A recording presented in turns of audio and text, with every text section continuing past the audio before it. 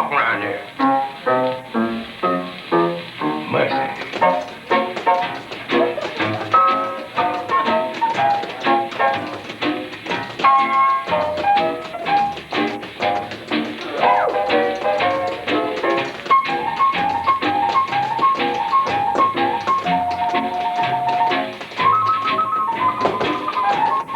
Sounds like baby paddle.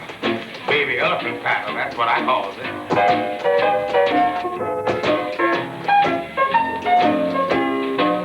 Say, up in Harlem, at a table for two, there were four of us, me, your big Pete, and you.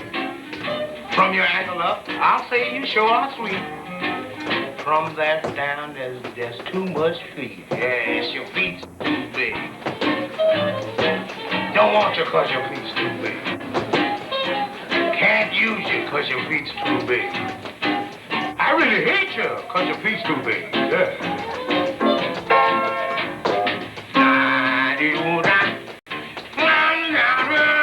Where'd you get 'em? Your girl, she likes you. She thinks you're nice. Got what it takes to be in paradise. She said she likes your face. She likes your rig. Man, oh man, them things are too big. Oh, your feet's too big. Don't want you 'cause your feet's too big. Mad at you 'cause your feet's too big. I hate you 'cause your feet's too big.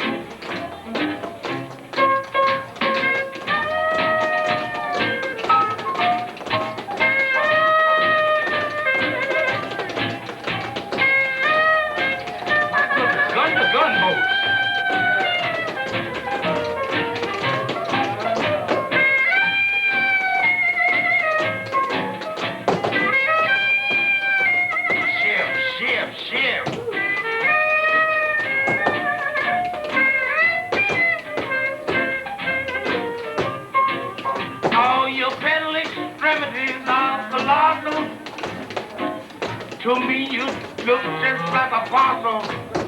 You got me walking, talking, and sparking. 'Cause your feet too big, yeah. Come on and walk that thing. Oh, I never heard of such walking. Mercy.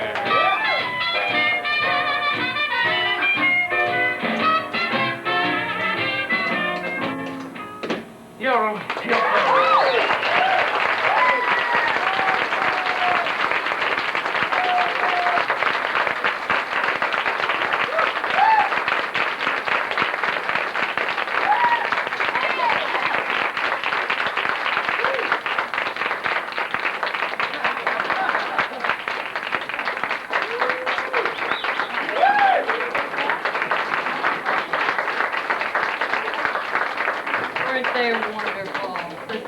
ladies and gentlemen. Okay, a lot of people want to know just how this Miss Boris thing got started anyway, so I'm going to tell you. A couple years ago, Wendy, Woollett, and I were sitting around with some of our friends, criticizing each other. And this woman walked in and said, "Hey, you got a writer's workshop going on here." And we said, "Okay, great." And Wendy said, "You're a genius." Okay? She said, all you need to do is start selling some t-shirts and putting on some shows and selling coloring books and stuff, and you're going to have a great thing going. So we did, and we just keep on doing it. We have workshops that meet every 2 weeks, and the shows come out of the workshops, and here we are. So, our next little bit here is called Eddie Duke. It's a monologue. It was written by Hazel Weiser, directed by me, and it's starring Dane Ince, and the woman in the play is Hazel Weiser. You ready, Eddie Duke? Here we go.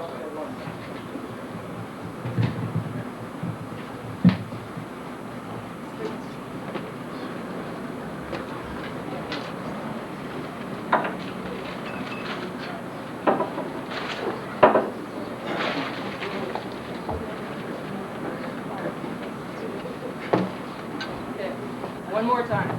Eddie Duke.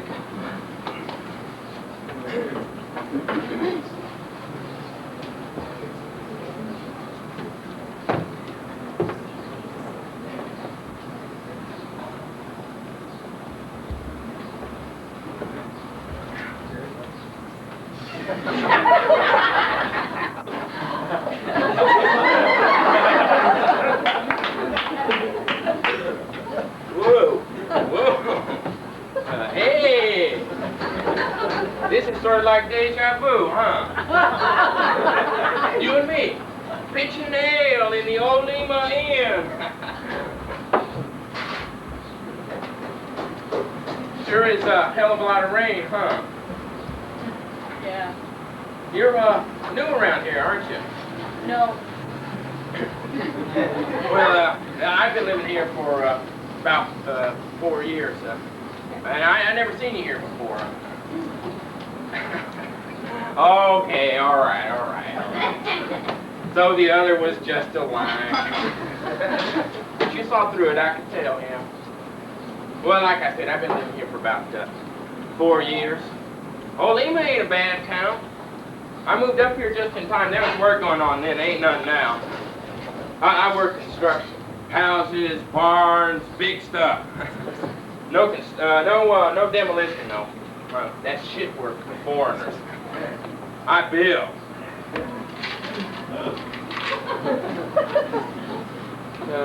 Cat got your tongue? Or you just ain't talking, is that it? Right. Well, I guess it's up to me then. Yeah, I used to live in Mill Valley. Mill Valley ain't a bad town. They got this fancy grocery store there. The one with the big red S outside. You know the place? Safeway? Safeway. Yeah, Safeway, yeah. I used to love to shop in the Safeway. Then I'd go there and there'd be these ladies shopping, all dolled up in fancy running suits, everything perfect. Wow, I used to love having enough money to shop around those ladies. You sort of look like a lady who would shop in the Safeway. Oh no, hey, come on now, that's a compliment. See that smile coming up on your face? Why don't you just let me see it? Fucked up.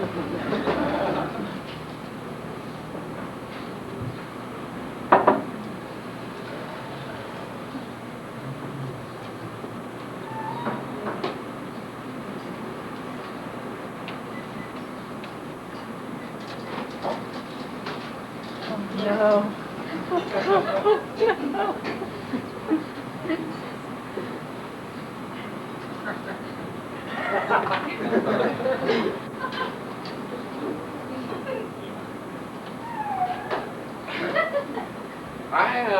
I had to leave Mill Valley. Yeah. One morning I went into Fred's. You know Fred's, the breakfast place? Everybody was staring at me real strange and everything. I picked up the newspaper and on the front was a composite drawing of the Trailside Killer. You know, remember that dude? That guy that's wiping chicks off the side of Mount Tam? Well, you know what? I look just like the picture. I mean, he looked just like me. They said in the paper, he was over 6 foot, white, probably had long hair. Wasn't the kind of guy who made it well with ladies. Yeah. Well, you know, about that time, I'd broken up with my old lady, so I was kind of down and out of my luck. You know what I mean.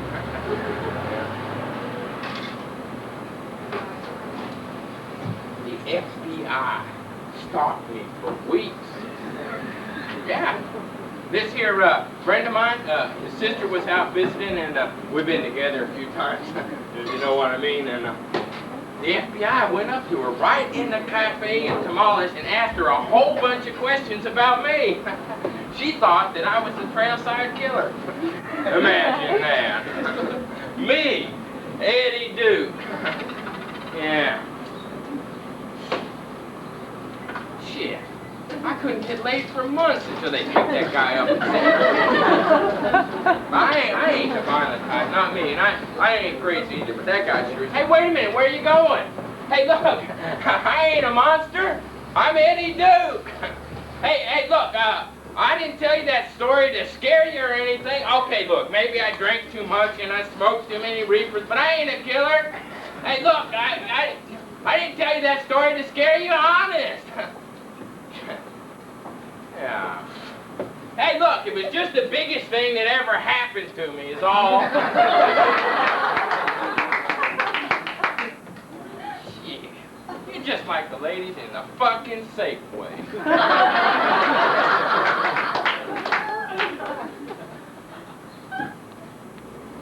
Hey, deja vu.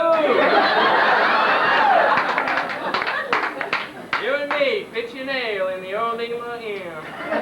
Remember me? I'm Eddie Duke, the guy they thought was the trailside killer.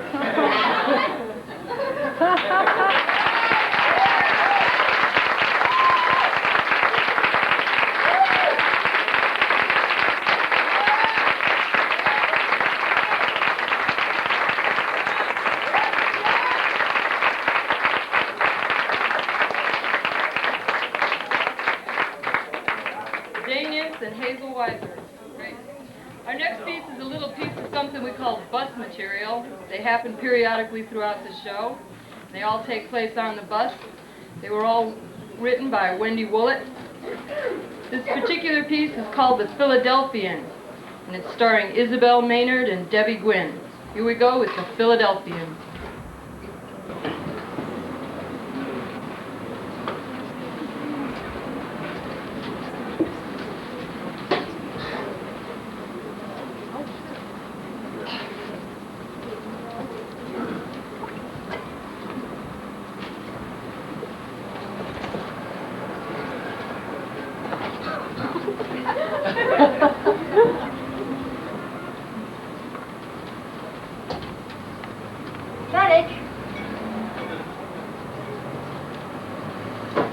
Depressing.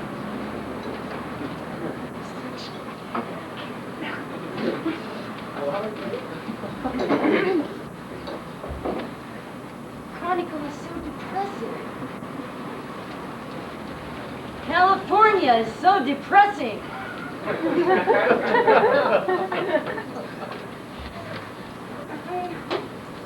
California crime.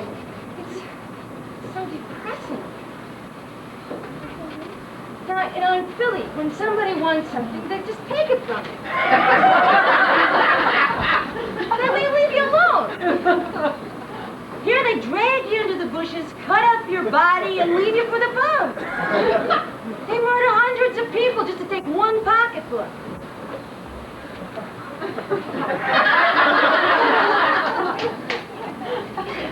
Where are you from? Philadelphia. You know, cheesesteak. Nice, smooth Velveeta cheese. Not this hard orange cheddar they have around here. They think they can make cheesesteak out here. No, I don't know. I'm a native. Well, we have our traditions, but you just don't see them. Traditions? I mean, I saw the head of a dog clogging the drain. And Broadway, I mean, our natural acts. This is going on all over the place out here. Excuse me? Go, young lady.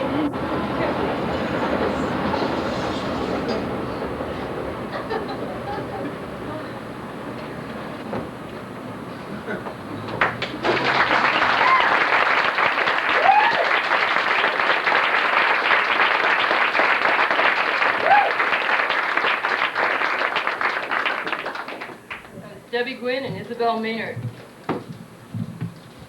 Okay, we need a real big hand for these next two young women from the Los Gatos school system, Danya and Margaret. They're going to be singing and dancing their own composition called The Billboard. You ready? Here we go.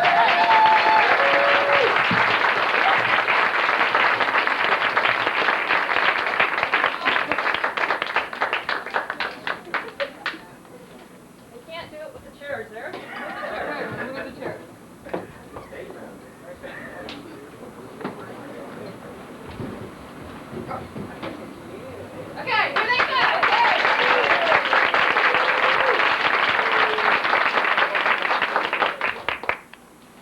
As I was walking down the street one dark and dreary day, I came upon a billboard, and much to my dismay, the sign was torn and tattered from the storm the night before. The wind and rain had done its work, and this is what I saw. Drink Coca-Cola cigarettes, you liquid zero. Regeneration doctor makes your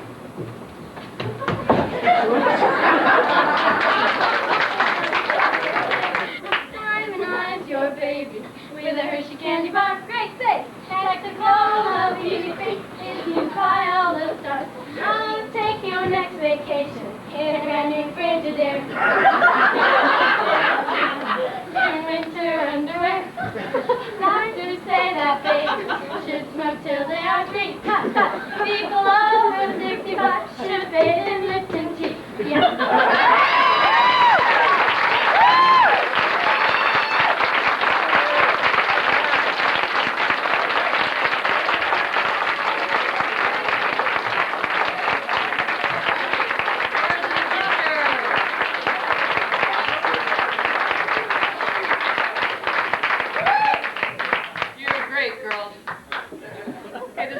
Takes a little bit of setup. I'll just talk through it, I think. This next piece is a monologue. It was written and directed by Hazel Weiser, who we just saw a moment ago. And it's starring Casey Arnold Ince. We do have one little change in the program that we need to make. If you'd all take out your pens and take a look at your program. Casey is spelled with a K, so if you could all change that, please. We mistakenly spelled it with a C. What can I say? We shot the typesetter, but it should be with a K. Okay? Are we ready? This piece is called Revenge.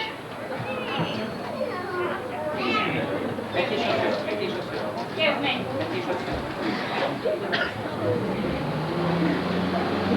He'll be home any minute now. He gets home at 5:45 every evening, give or take a minute. Not like in the morning. In the morning, my new downstairs neighbor is more exacting. 6:45, the alarm clock chirps. One of those new computer alarms. He gets up right away. I hear the toilet flush at 6:47. Every morning, it's the same. This punctuality reminds me of my dead husband, Benjamin. God rest his soul. Benjamin would set the clock radio at 6 every morning. But then he'd let the static crackle on, making sure I was up to get him up. After I'd shove him around a bit, he'd sort of sigh and give a phlegmy heave. And then he'd blow his nose and check it for blood. Ben was always worried about TB or lung cancer. Actually died of cancer up his ass. Always checking his shit. I suspect he's like that too, this new downstairs feller. Always worried about irregularity, germs or something.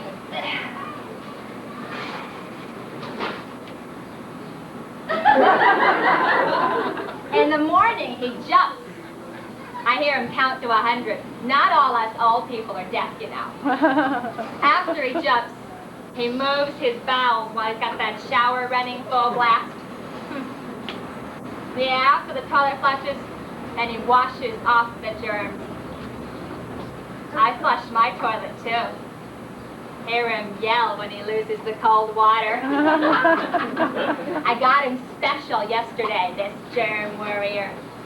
I sprayed for the roaches just before he got home at 5:45. Little critters were out of my apartment and marched into his. Heard him say, "Shut!" when he opened the door and turned on the light. I got him. I'll get him.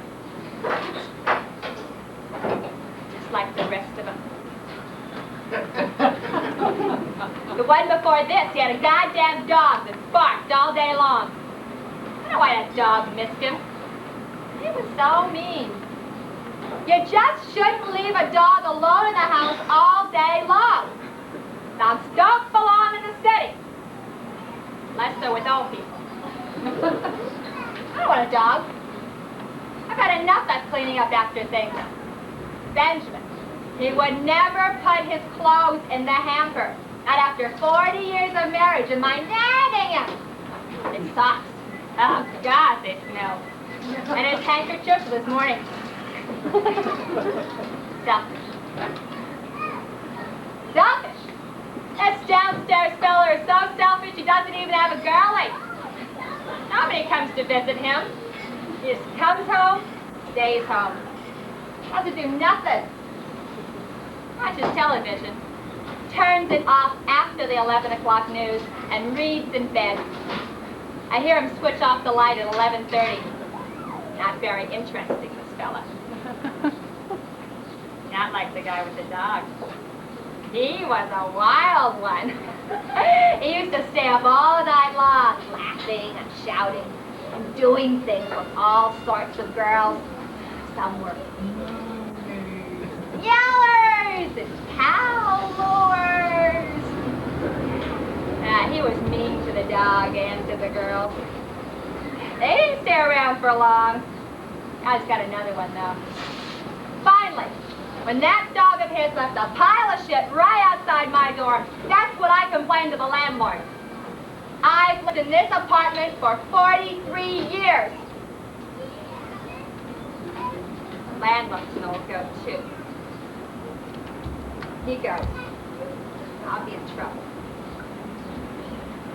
With this one, I'm not going to complain to the landlord. Get rid of him sneaky like, you know, like with the road spray. And with my rocking chair in the bedroom, it creaks. So I moved it off the rug and onto the floor. Any guy who gets up and pisses at the same time every morning must be driven crazy by that creaking. And because I'm an old woman, he must think that I have a cat. I don't. You don't want to clean up after anything. But I have a little mouse with a bell on it that I drag around on the floor. Here, kitty! Here, kitty, kitty, kitty, kitty! He sent me a note. Puts it under my door.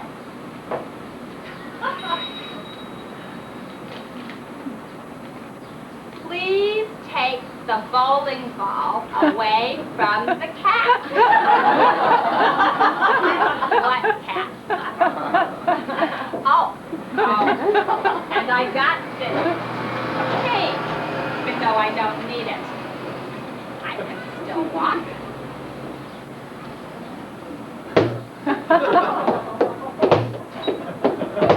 I just don't want to, that's all. And I shout into the telephone when my children call. They think I'm deaf, too. It's better that way. I get to hear what they don't think I can hear. So, I shout things about my body ailments and my body functions and stuff real loud, you know? That's just sicken that German downstairs. He doesn't want to hear about my bowel movement, and I don't want to hear his. I found these old Wagner records of Benjamin's in the closet. I just can't stand opera, you know? Or those Germans. Those Germans aren't very musical. Not like the French. Or the Italians. Now, they know music. Germans and music don't mix. So, tonight, I think I'll play a little faster. Loud. After all, I am a deaf old woman.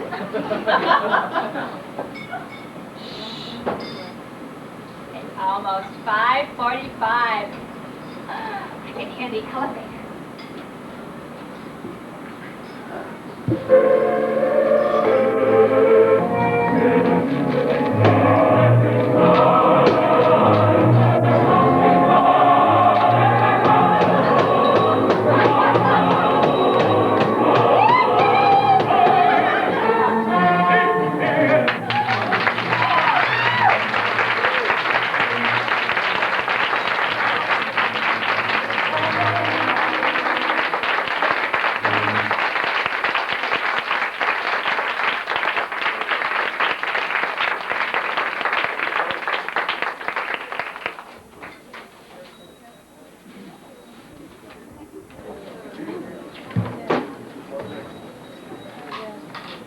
next guest is new to the Other Cafe Ms. Boris stage, so I want you to give her a big hand when she gets up here. Her name is Jean Penny.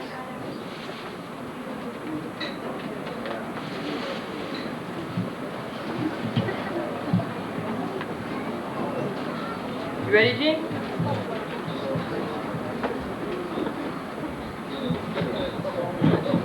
Okay, while she sets up, I want to tell you a joke. Okay. No, really. Look at it. Okay. How come it's so windy out at Candlestick Park? How come? Because of all the giant fans.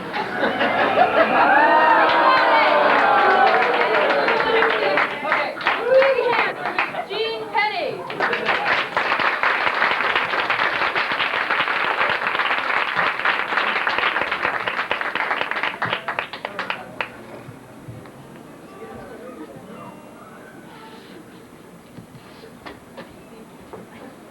Very much. The first tune I'd like to do was written by Lee Brady, who's familiar to this play. She wrote the words and I put it to a tune for her. It's called I'll Go With You to Salinas.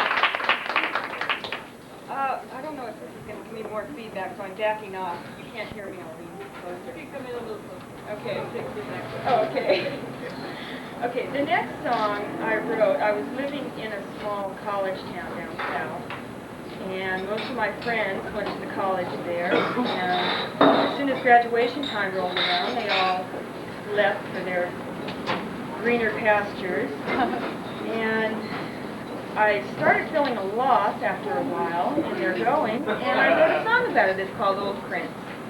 I'll do that.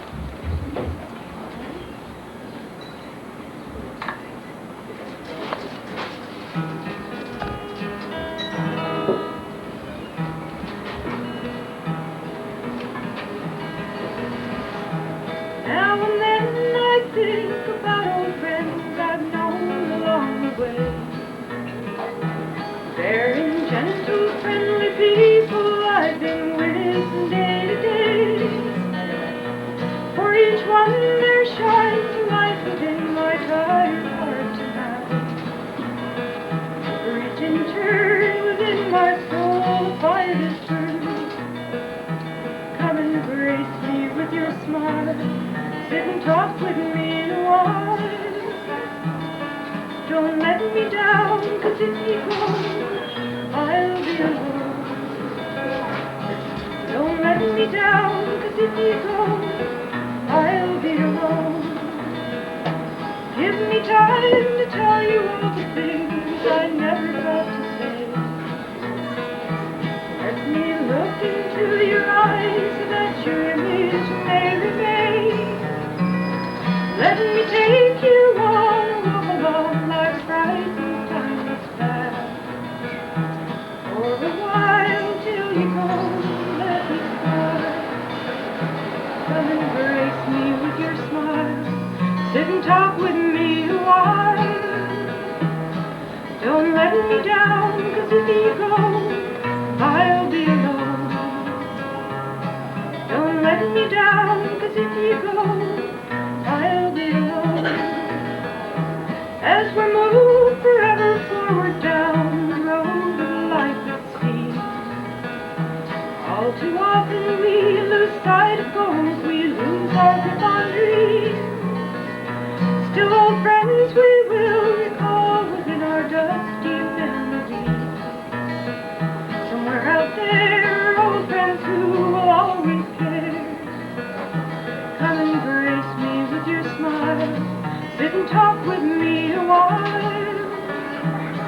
Don't let me down, 'cause if you go, I'll be alone. Don't let me down, 'cause if you go, I'll be alone.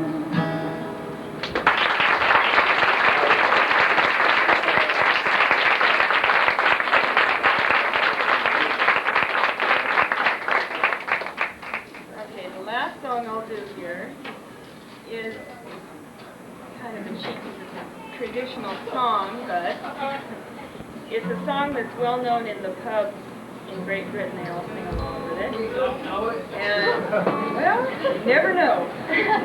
It's the right time of year for it anyway. It's all about the wild mountain thyme.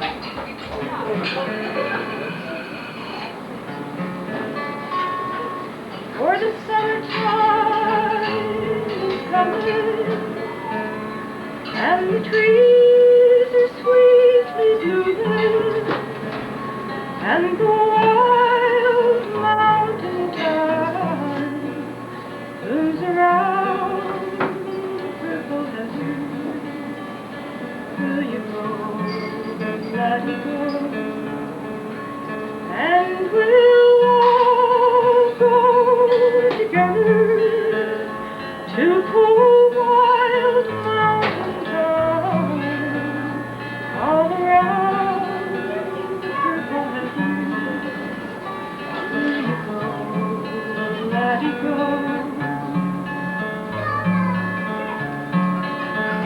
If my true love will not go, I will surely find another to pull wild mountain thyme all around the purple heaven.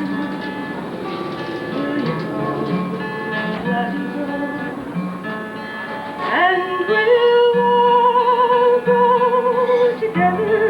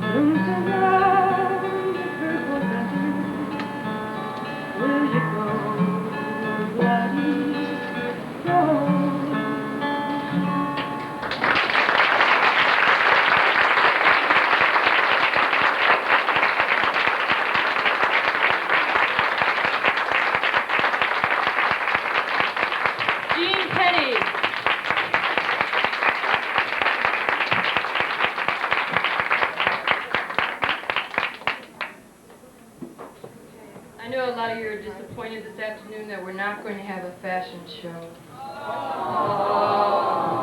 But we do. Thank you. Good afternoon. Oh, you're gonna love this. The award nominees for the Ms. Boris Lifetime Achievement Award. There it is. Number 1, Mr. William Carlson for his role as Dad in A Sense of Belonging, written and directed by Goody Thompson.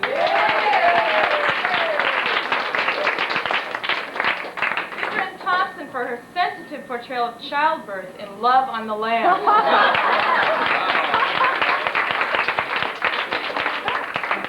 The third nominee, Debbie Coffey for special effects in her Ode to a Dead Father. Walnut for Best Door. Laura Hazlitt for best costume design in the Honeymoon Collection.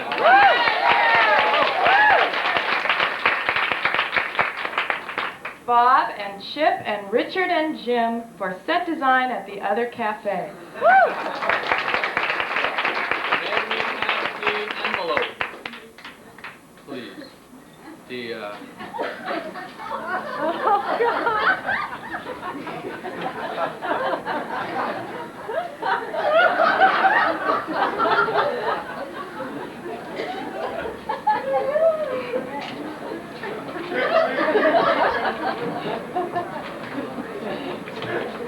And the winner is,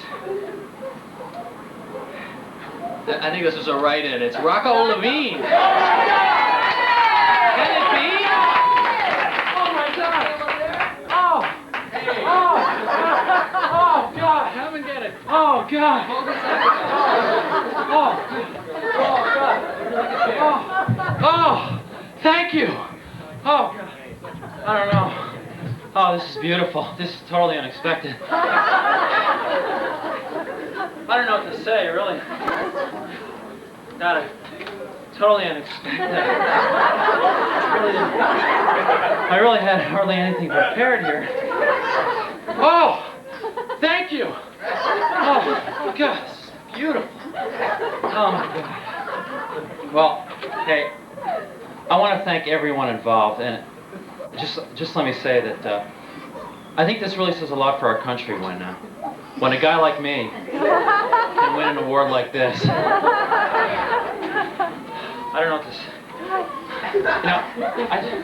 Just let me, right off the bat, I want to say that I want to share this award with each and every one of the nominees. We won this award together. Yeah. I don't know. Well, there are a number of people I'd like to thank tonight, and I hope you'll bear with me. I don't want to take up too much of your time. Well, first off, I'd like to thank Wendy for recognizing true genius. Thank you. Thank you very much. And I'd like to thank Mary. Mary? Just for being there, Mary. Just for being there, especially when Merle is out of town. Thank you. I'd like to thank the California Prisoners in the Arts program. Without that program, I would not be the poet that I am today.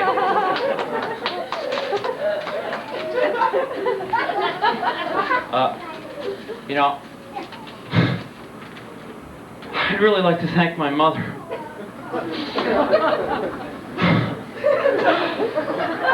I really wish she could have been here today to share this. I'd like to thank the warden for the padding in my new cell. Speaking of the warden, I'd like to thank my father. Thanks a lot, Dad.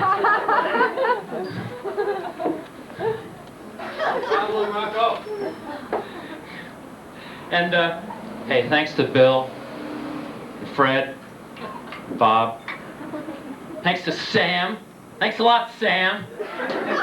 Thanks, Ted. Appreciate it. Thanks, Jimmy. And you, Weasel, where are you? Thanks a lot, Weasel. You slimy dog. And,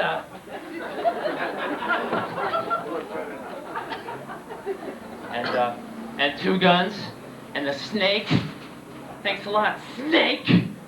I share this with you, man. And thanks a lot, Ted, and Jimmy, and Frank, and Bill. Did I say Bill already? I think I did say Bill already. I want to thank all of you. This is for you, man. I share this with all of you. Yeah, sure. And thanks, Fred, and Jim, and Dad. Thanks a lot, Dad. Hey, Rocco, don't you think it's about time to cool down now? Wait a second.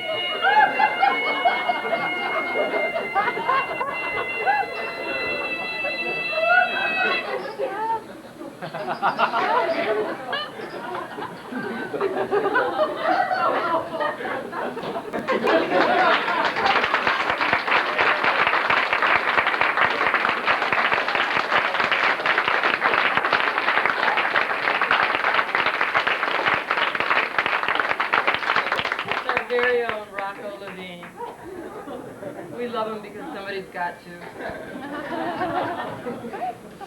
Our next act here, we are very proud to present one of the best jazz saxophone players in San Francisco, Mr. Ray Collins. You ready, Ray?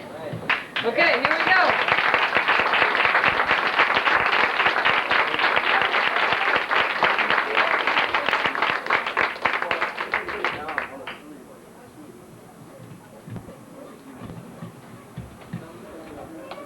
Composition written by me. It's called Magnolia.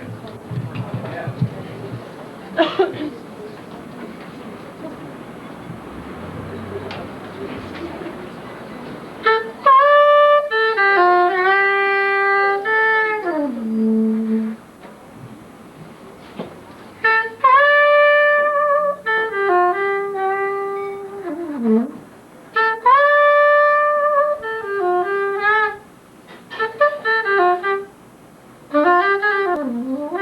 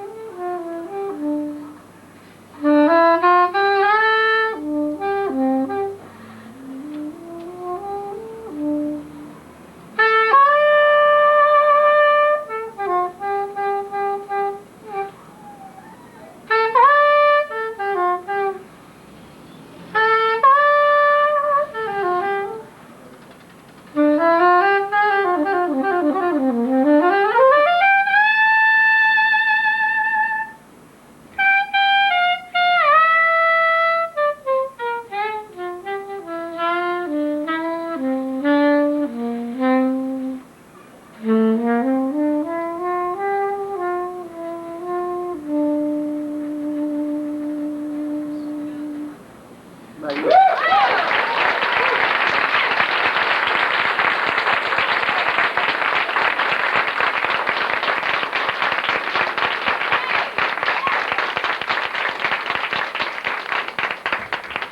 Beautiful day. I like to do one just for this occasion. It's almost summertime. I think everybody will be familiar with this one.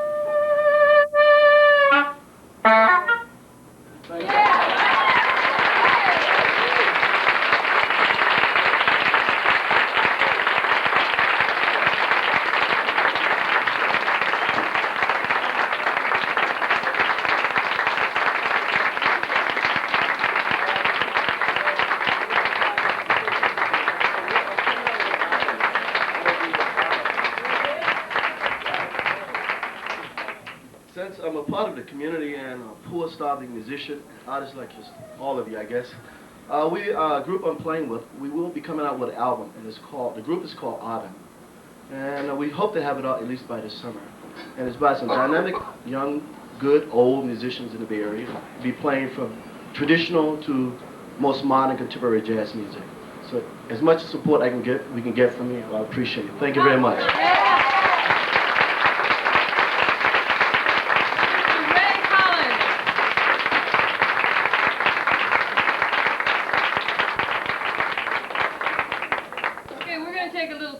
Break here, but before we do, I have a couple of announcements to make. One is that, can you hear me? Yeah. Okay. One is that our waitress this afternoon is Julie Searles, a famous songster in her own right, and that we do have Ms. Boris coloring books drawn by Kurt McDowell, the filmmaker. A lot of you know Kurt McDowell. He did us a really nice favor. He made some beautiful coloring books for us that you can color in and cut out yourself. They're selling fast. They're selling fast. They also feature an interview with Ms. Boris and the Queen of England. We're also selling Ms. Boris t-shirts. I'm definitely here. It was printed on them. Karen's holding them right back there. Those were done by Ultra Modern right here in the city. And we'll be back in about 15 minutes. Get a drink and enjoy yourself. Goldberg is back. Yay!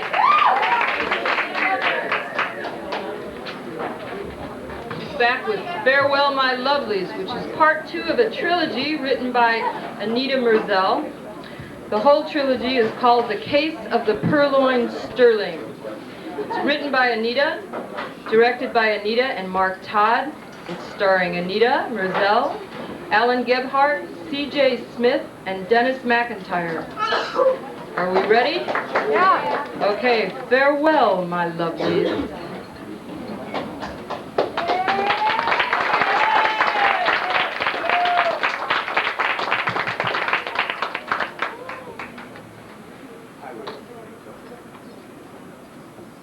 10 seconds to showtime. Places, please. Come on, this is not summer stock. This is the big time. Okay. 5 seconds. Get them up. Testing one. And they're up. 5, 4, 3, 2, 1. On the air.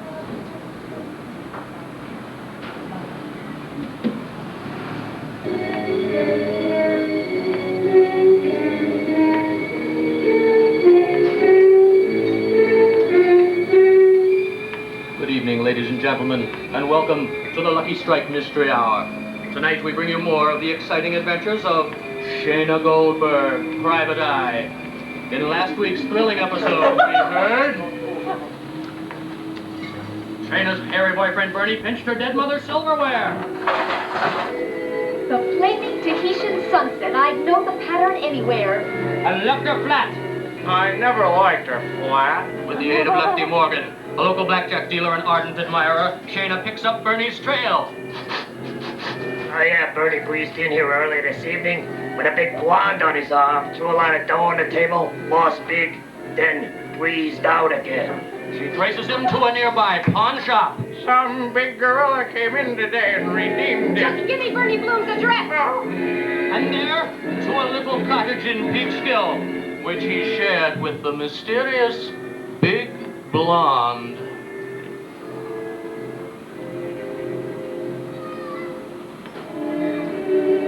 Bernie. Where's the silverware? No, Bernie, no! You promised that silverware to me! I've got it. Give it to me! Over my dead body! Oh, Bernie! And now, we bring you episode 2, The Case of the Purloined Sterling, Farewell, My Lovelies, starring Anita Merzel, Alan Gebhardt, and C.J. Smith. Sound by Dennis McIntyre.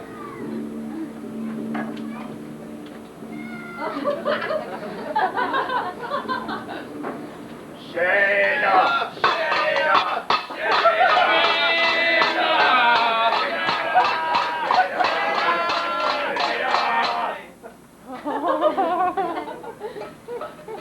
Some mugs call it the pit.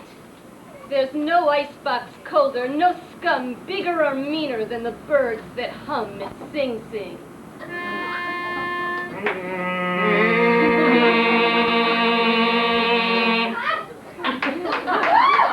If any of these characters ever had a mother, she's long since died of a broken heart. And if she hasn't, they'd probably gun her down on the street for her surgical stockings. A nice bunch. And now, I was one of them. The name's Goldberg. Shayna Goldberg. I'm the only private dick in Jersey who hasn't got one.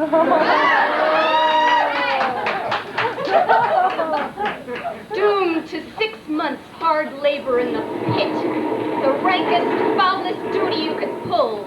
The prison laundry. It smelled like the 20 Mule team before they got to the borax. The steam from the clothes press had ruined my Australian bob, and my manicure was shot to hell. I was mad, but one thought kept me going. The flaming Tahitian sunset. Someday I'd get out of the cooler, and then I'd find that little weasel, the pawnbroker. He was paid by somebody big to keep quiet. Now he would have me to deal with. Shayna Goldberg, ex-con. Shayna Goldberg, due to your extraordinary service in the prison laundry and elsewhere, you're hereby granted pardon. re-enter society, and bring credit to the institution of Sing Sing. We are poor little lambs who have lost our way.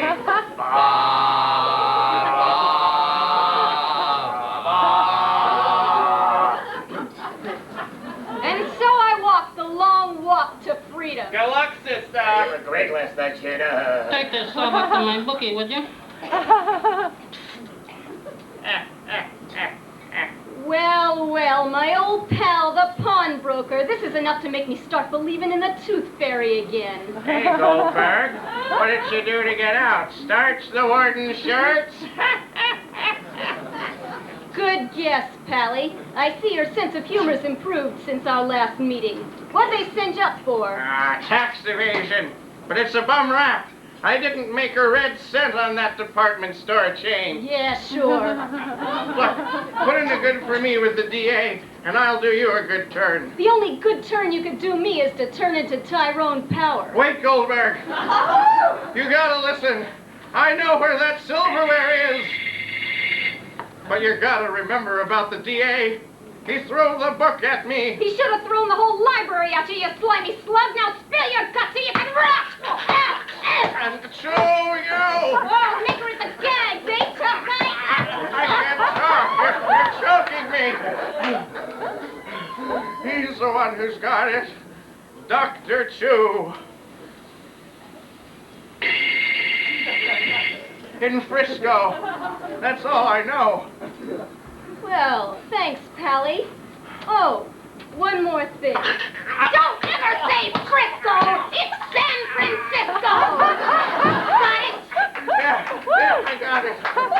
Don't forget the DA. I'll go crazy in here. I'll go crazy. He didn't have to worry.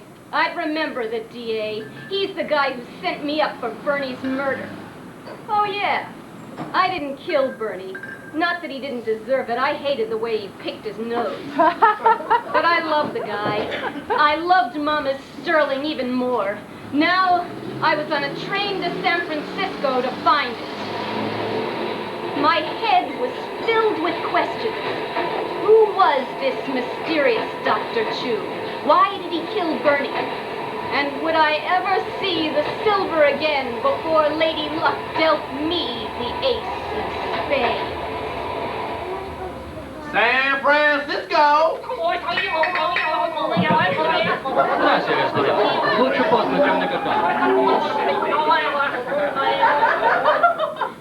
San Francisco. A city whose seams were as hard to find as a wrinkle on Jean Harlow's nightgown. A city of great beauty, and for a special few, a city of exquisite danger. I needed a line on the dark underbelly of this silky town. I knew just where to find it.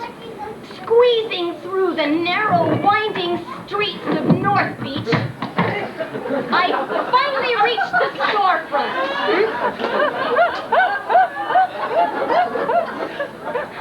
A small, dingy sign read, Mad Rabbi Mordecai, Smart Cookie, Swell Bookie. Morty knew this city inside out. I knew he'd help, and he owed me one.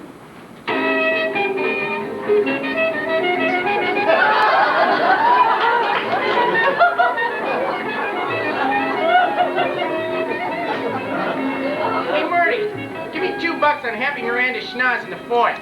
I wouldn't do that. She's going off at 15 to 1. Well, how about Blue Heaven? Good boy. Akashundan time cook. Shalom Aleichem, Morty. Shayna I haven't seen you since you sprung me from the Hoosgow in Rio. Yeah, I told you not to try that odd scrambling gambit in Rio. Those Brazilians are pretty serious about their llama races.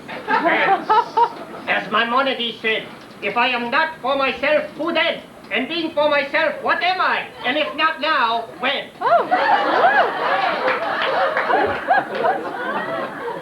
Couldn't have put it better myself, Morty. And in the words of Joshua ben Pariah, provide thyself with a teacher, get thee a comrade, And don't go anywhere without your rod and your staff to comfort you. You learned your lessons well, my students. How may your old Rebbe help you? I need a line on a local hotshot name of Dr. Chew. Oi! Dr. Chew? In the words of Nita the Arbalest, keep far away from an evil neighbor, do not associate with the wicked, and do not shrug off all thoughts of calamity. That bad, huh? Rumor of his deeds doth make the land to quake. So the big shake of '06 was Dr. Chew's fault. Where can I find this louse? As the Talmud says, the cistern nearest the watercourse is to be filled first. Check. And Shana, remember Rabbi Eliezer's words. Beware, for their bite is the bite of the jackal. And their sting is the sting of the scorpion. Don't worry, Morty, I won't forget. And this last warning from Deuteronomy. Say not of a thing which cannot be understood, that in the end it will be understood. That's what I liked about Morty. 10 minutes with him was like 10 months in Bellevue. Yeah, Morty wasn't much for small talk, but you can't help loving a bird who says things like, You shall not muzzle an ox while it is threshing. So long, Morty. I slipped out onto Broadway to the rhythmic chant of his parting blessing. Blessed shall be your basket and your kneading bowl. Blessed shall be the issue of your womb, the calving of your cattle, the lambing of your blood. Die, die,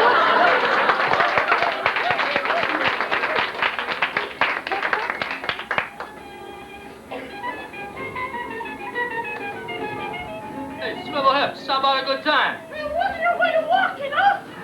I headed to Chinatown to find the cistern nearest the watercourse, Morty's clever Talmudic puzzle.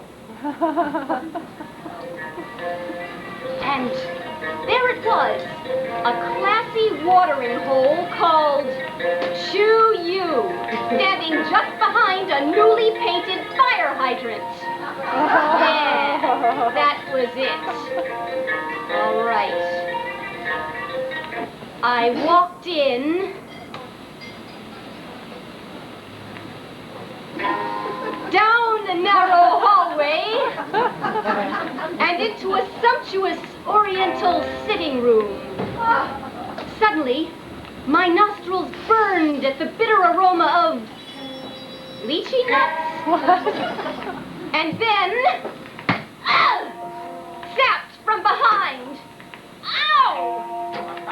As I slid to the priceless Chinese carpet, I heard my mama's voice ringing in my ears. Don't forget to pull your skirt down so we can't see her underneath. Then the lights went out.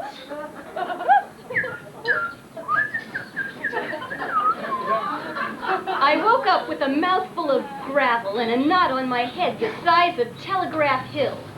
My eyelids felt heavier than two sumo wrestlers. As I was lifting my head out from under a 14th century Ming vase, I smelled that perfume again, Eau de Lychee, a real killer, made from nuts buried and moldering for 500 years. Only one man was depraved enough to wear that scent, and I bet he didn't have many friends. Welcome to my humble home, Shana Goldberg. I am Dr. Chew. Shamus to you, Chew.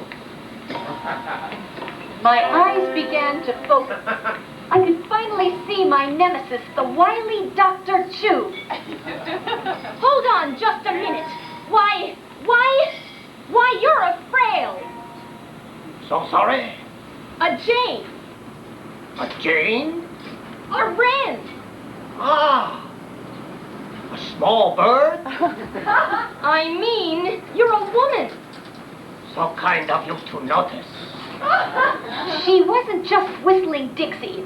Rolling furls of flab obscured her sex, her age, Even her nationality. Only the Fu Manchu mustache gave that away. I trust you have been comfortable during your rest. Yeah, the carpet's real cozy. You should tell it not to bite the guests, though. A regrettable necessity. Perhaps some cha to revive you? Make mine a double. As you wish.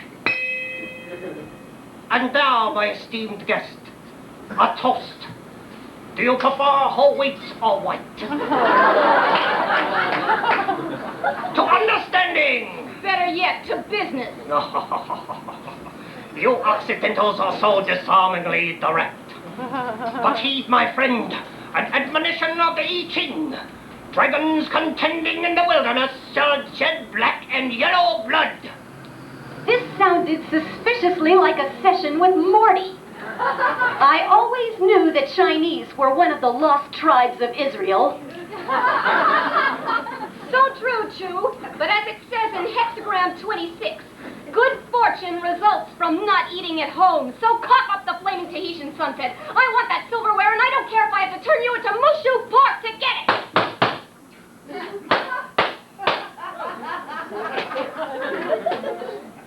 I fear your aim is not steady enough to harm me, Shamos.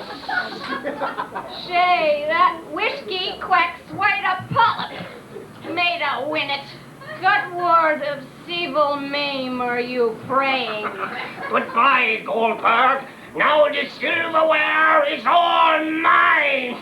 All mine. My head was spinning somewhere west of Jupiter, and I seemed to have lost my knees. Twice in one day was I losing my touch. I just had time to tug my skirt down around my legs before I went under.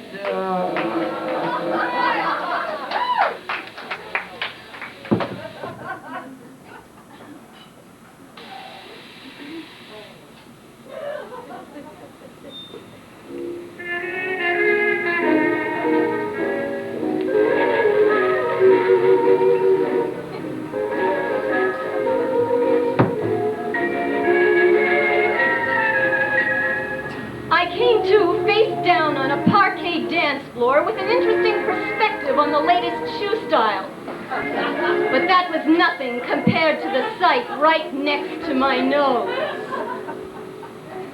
They were exquisitely muscular feet.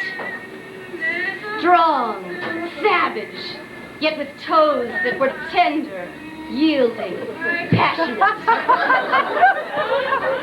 As I turned over, I could see his calves, magnificently lithe and shapely. His rippling thighs sent a jolt through me that would have registered 8.5 on the Richter scale. And he had the longest sarong I'd ever seen. What was an angel like this doing working for Dr. Chu? This joint smelled fishier than a can of cold tuna.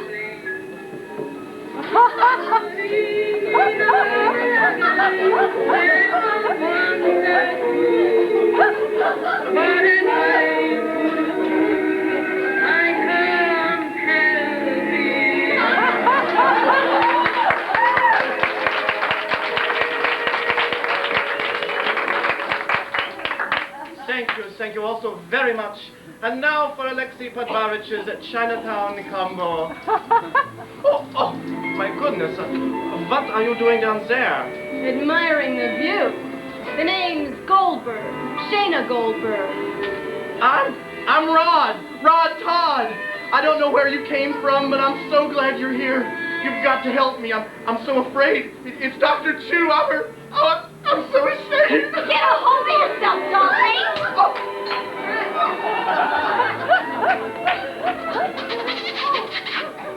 That's better. Well, I'll say one thing for Dr. Chu. She has taste in men. Look at the waiters in this place. Everyone's a Valentino. And then there's you, Angel. You're strictly a class act. I can't figure it.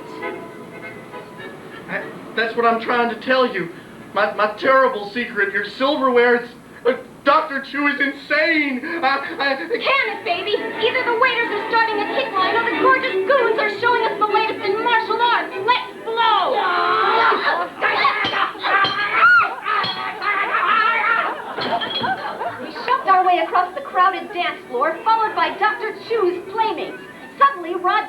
under a table and began feeling around under my skirt. I like your style, Brown Eyes, but this is no time for R&R. I'm looking for the secret passageway. That's what they all say. Here it is. Follow me.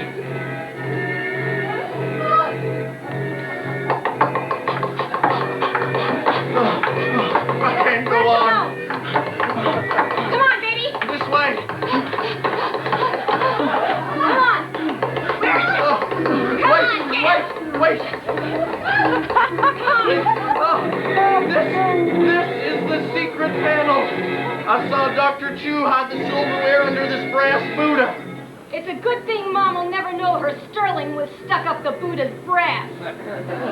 All right. Come on, help me slide to sleep.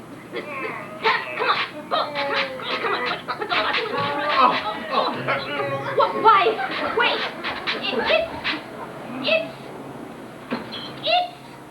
It's gone!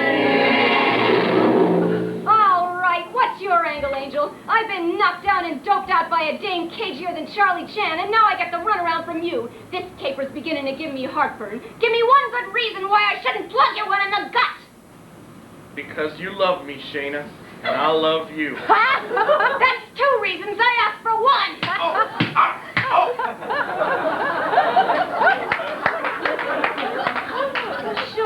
Sure. Maybe I love you and you love me. Maybe you love you and I love me, but I want the truth.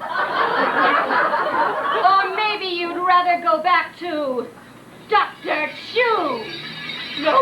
No, Shayna. All right, I'll tell you. Dr. Chu is shipping the silverware to an Arab chief in Cairo tonight on the Begonia of the Nile. We must stop her. That's my man. I love it when you take charge.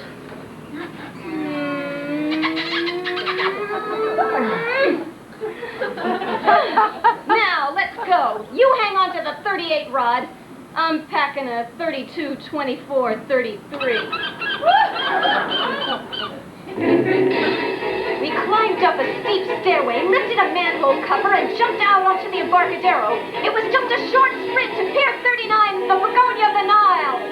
Please, not to move, Miss Goldberg. I cannot allow you to interfere in my little affairs of the heart.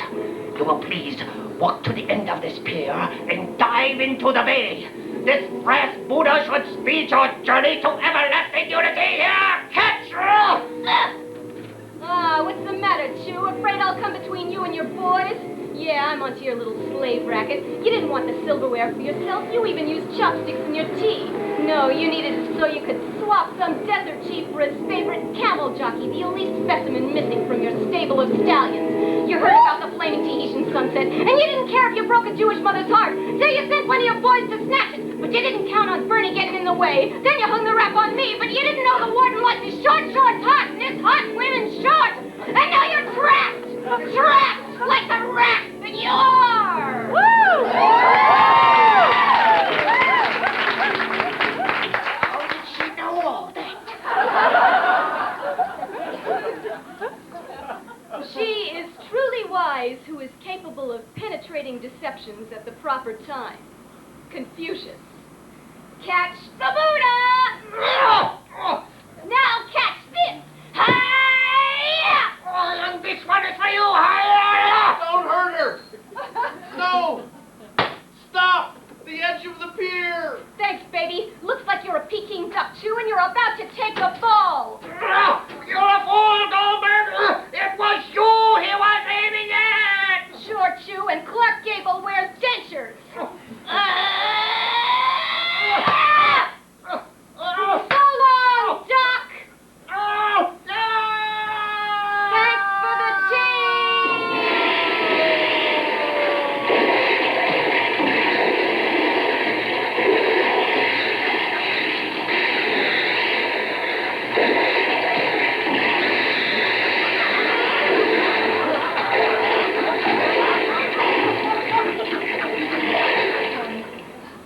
Now that's what I call making waves.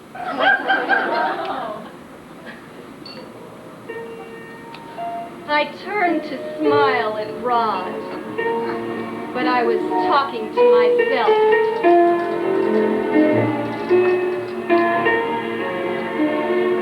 As I looked out onto the bay, I saw the tidal wave created by Dr. Chu's fall carry the begonia of the Nile out over the Golden Gate. I could just barely make out that filmy sarong fluttering in the breeze.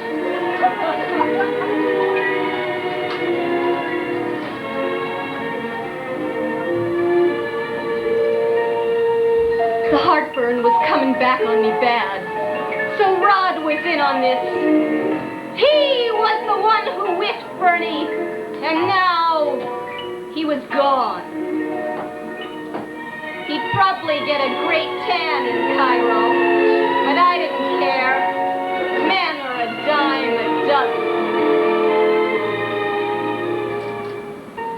It was the flaming Tahitian sunset I thought of as I watched the last rays of the sun bleed into the bay. The forks, their tines so elegant and cool, the knives so smooth and piercing, and the graceful spoons so round and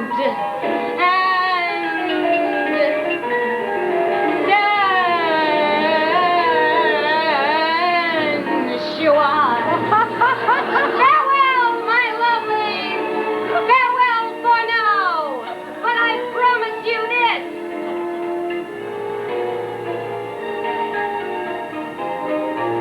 We'll meet again in Cairo! Or my name's not...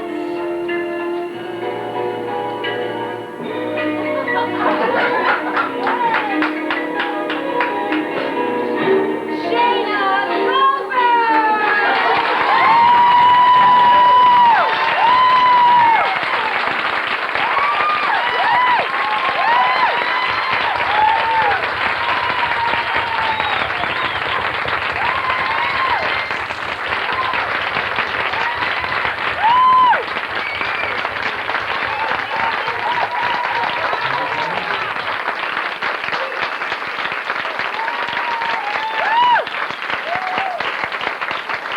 We may have to give you all a second intermission while we clean this up.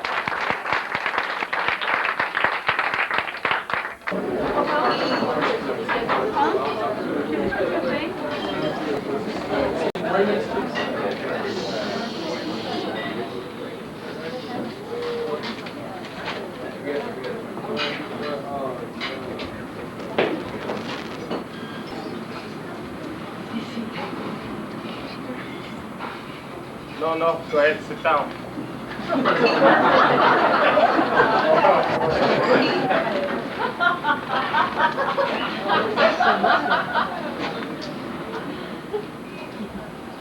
You know, my ex-wife called me yesterday on my birthday. That was very nice. Well, she kind of had to, you know.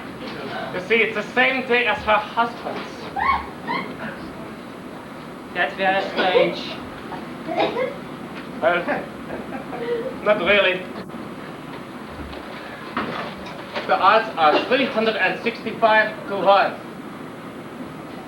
I think the odds must be greater than that. Well, there are 365 days in the year. Those are the odds. Well, that's too bad. I mean, if that's the only reason she called. I don't know why she called me.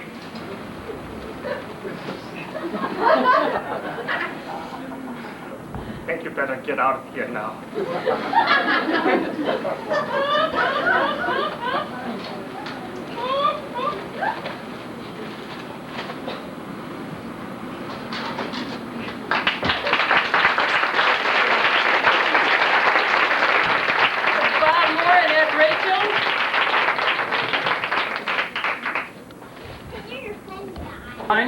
She's going to be dancing an original dance that was choreographed by Merline de Rosa, and it's performed by Ilna Reiner. Take it, Ilna.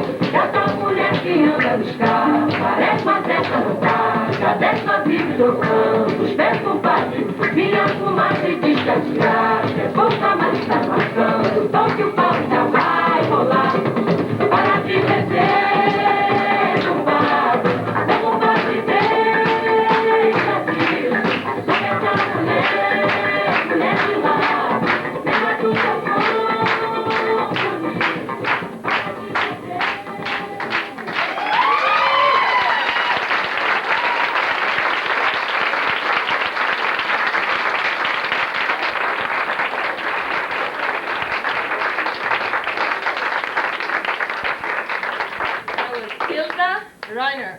Great. Okay, we're going back on the bus here for a second with the punk.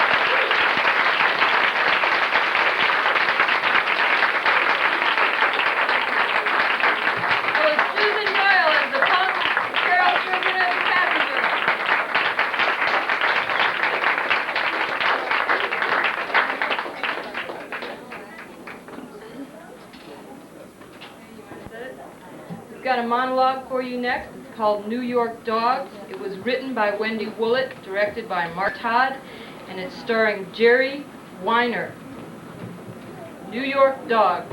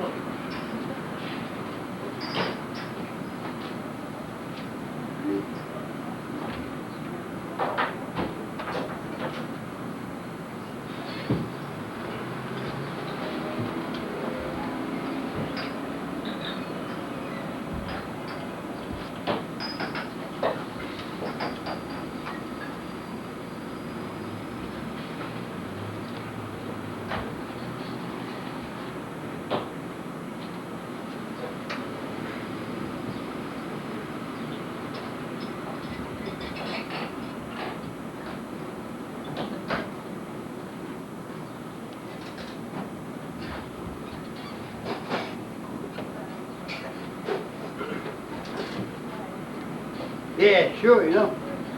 I spent 7 months in jail. I went to jail for that dog over there. Yeah, come here, Lucky. Come here.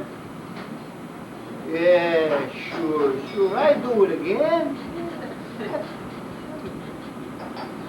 Lucky, he come along and made me believe in God. Yeah. Gave me faith in God, yeah.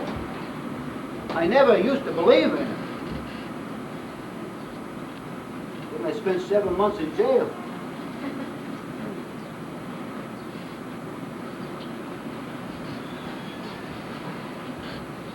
I grew up in Africa. I saw the little beasties getting eaten up by the big beasties, and them eaten up by the bigger ones. I never believed in God.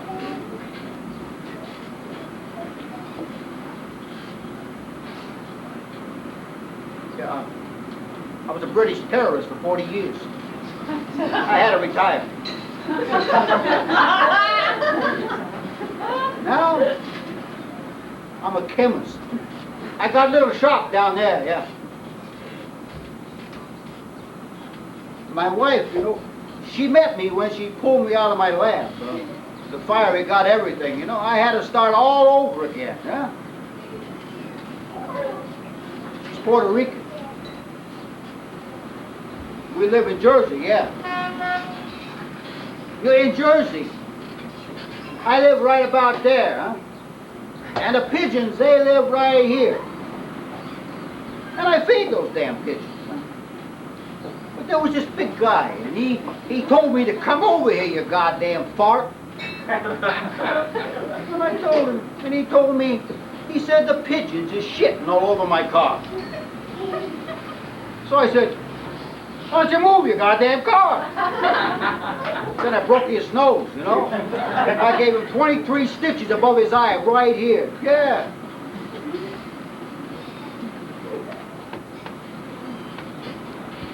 And my wife and I, you know, we live in a Polish neighborhood, even though she's a Puerto Rican.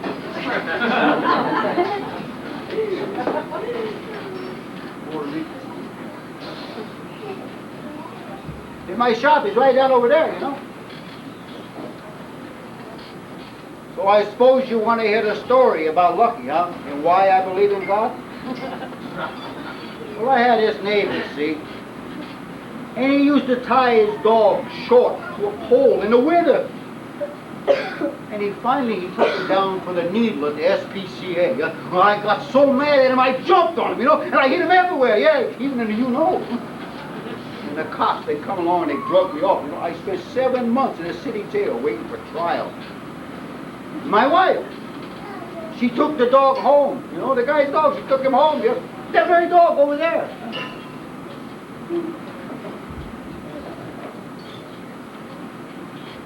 The guy, he lied in court. The judge, he knew it. You know? He took me back in the bar, back at the desk there, you know, and he brought out his private bottle of schnapps. And we drank together. Yeah. The judge and me, we was like old drinking buddies. And he said, you know, when I saw the damage done to that guy in there, I could have sworn he was a bigger guy. Yeah, and then he slapped me on the back. Huh? I was happy there. And the next day, my wife and I, we paid the fine, and I was free. It was about that time I started to believe in God.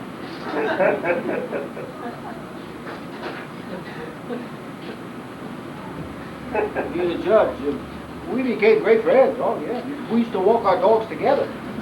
Sometimes we'd even go up as far as Central Park.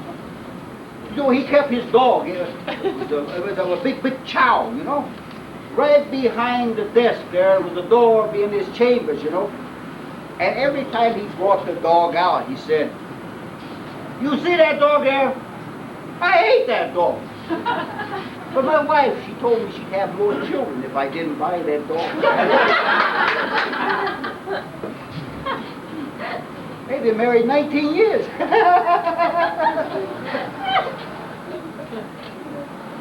Yeah, me and my wife, you know, we live in Jersey, but we come in the city every week just to walk our Lucky, you know. And the chow, he walks the judge. And sometimes we even walk by ourselves, the judge and me, you know. And we go through the tunnel there, you know, we come back with our damn dogs. And we talk about God.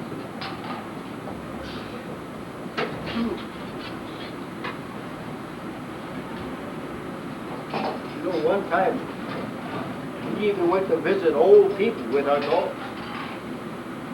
You know, they need entertainment, you know. Well, you take care of yourself, pal, and don't forget what I said, you see, about God. Huh? Okay.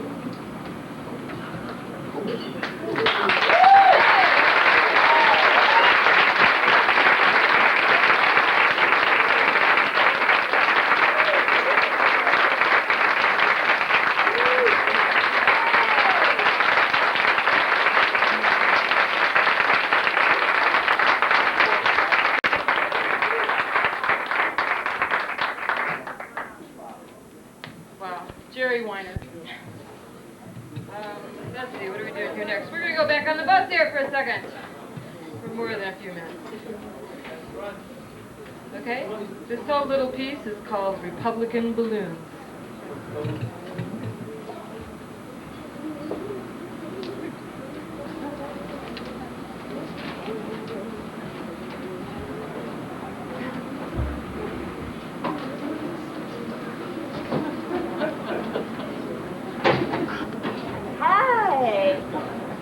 How are you? Here, have these balloons. You are probably a single parent. Anyway, these are Republican balloons.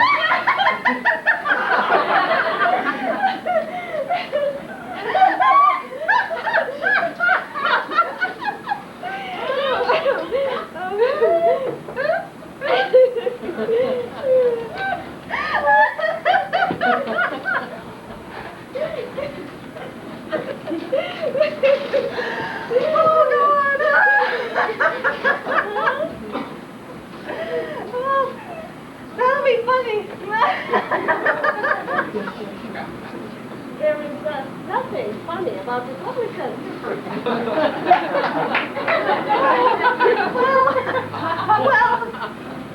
Well, and then I don't know any Republicans, so it'll be funny. Young lady, there is nothing funny about Republicans.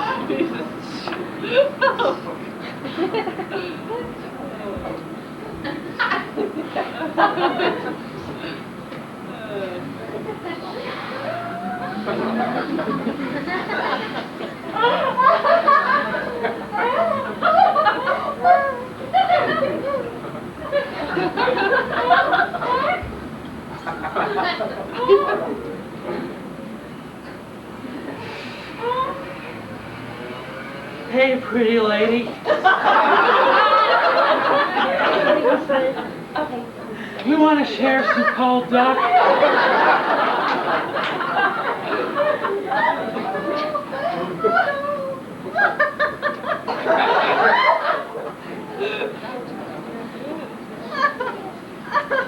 Well, you don't look that broke. Well, it's none of your business.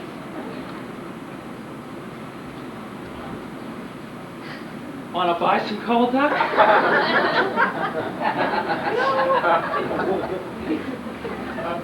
Here, you can have these.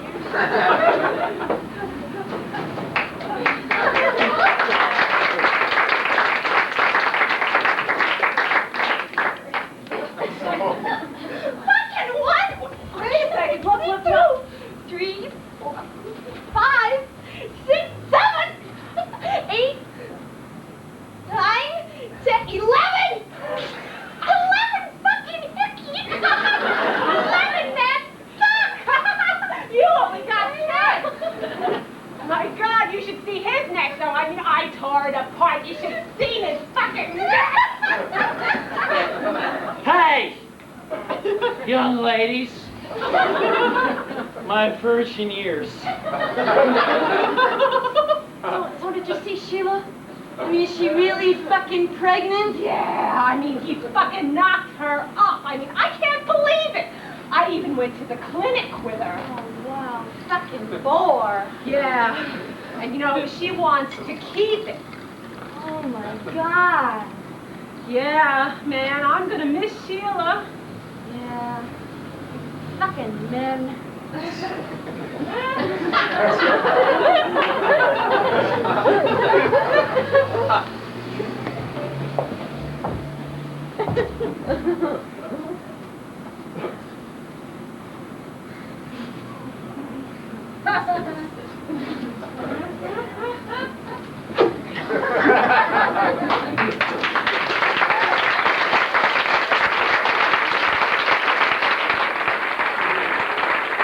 That was Isabel Maynard, Ann Howell, Ed Racer, Carol Sturgeman, and Debbie Gwynn. Once again for bus material. Okay, we got a great surprise for you to wrap up the show. We've got Mersey, Dozy, and Little Lamsey. Guess what? The Dotes. Okay, you ready, girls?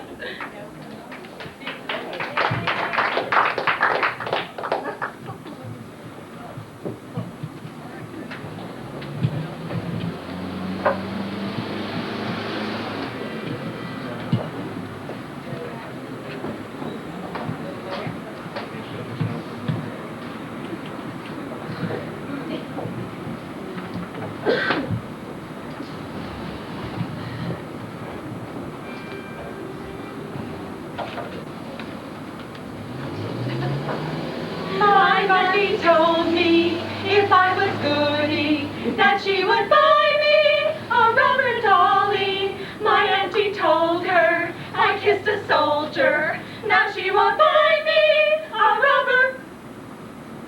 Who's a living dolly with the beautiful eyes? What a pair of lips that like a triangle size. I'll just tell her, baby, won't you swing with me? Oh, she tells me, baby, what a wing it will be. And so I said politely, darling, may I intrude? She said, don't keep me waiting while I'm in the mood. First he held me lightly, I was starting to dance. Then he held me tightly, what did you mean, the romance? And then he said, hey, baby, it's 2:45. There's a mess of moonlight, won't you share it with me?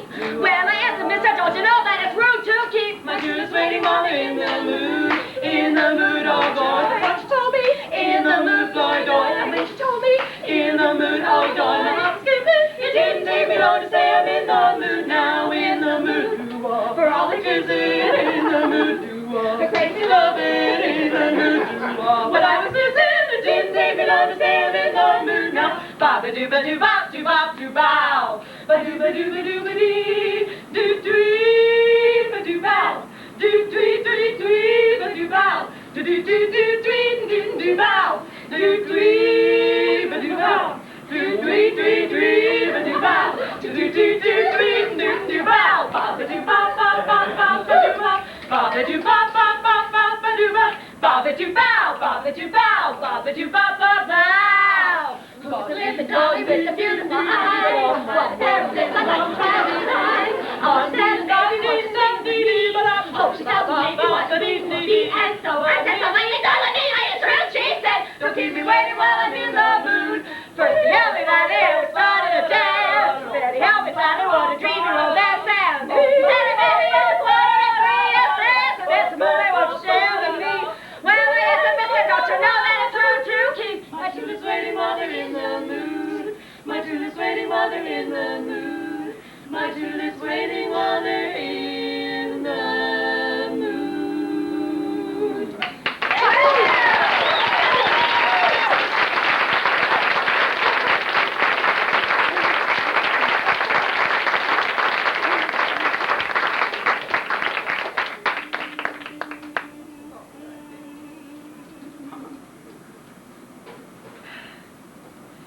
Bum, ba-da-da-dum, bum, ba-da-da-dum, bum, ba-da-da-dum, bum, ba-da-da-dum, bum, ba-da-da-dum, bum, ba-da-da-dum, bum, ba-da-da-dum. I'm riding in your car, bum, ba-da-da, radio, bum, ba-da-da, make clothes. I try to say no. I say I don't like it, but you know I'm a liar. 'Cause when we kiss, baby, fire.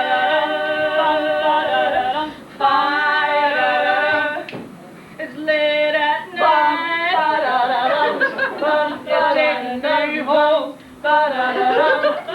You say you wanna stay.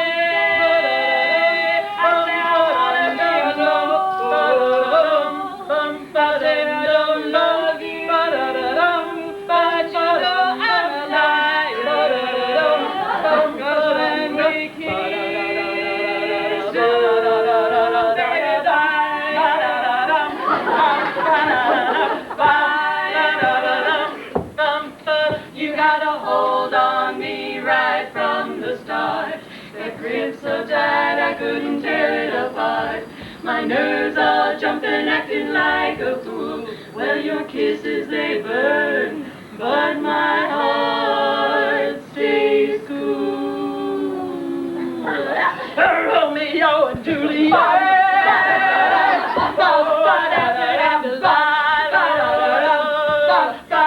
You can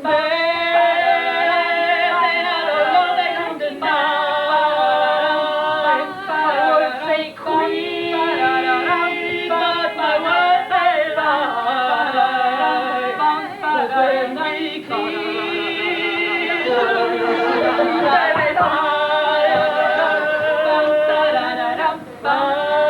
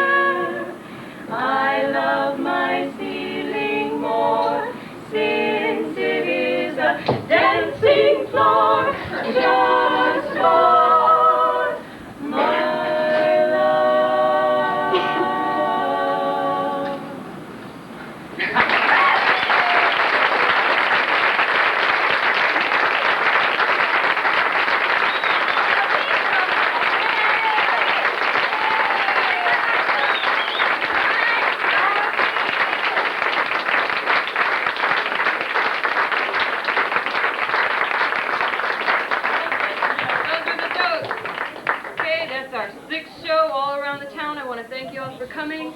I want to give special thanks to Dennis McIntyre for running all our tech today. My name's Mary Kessler. Thanks a lot for coming. See you next time. Buy a t-shirt on your way out.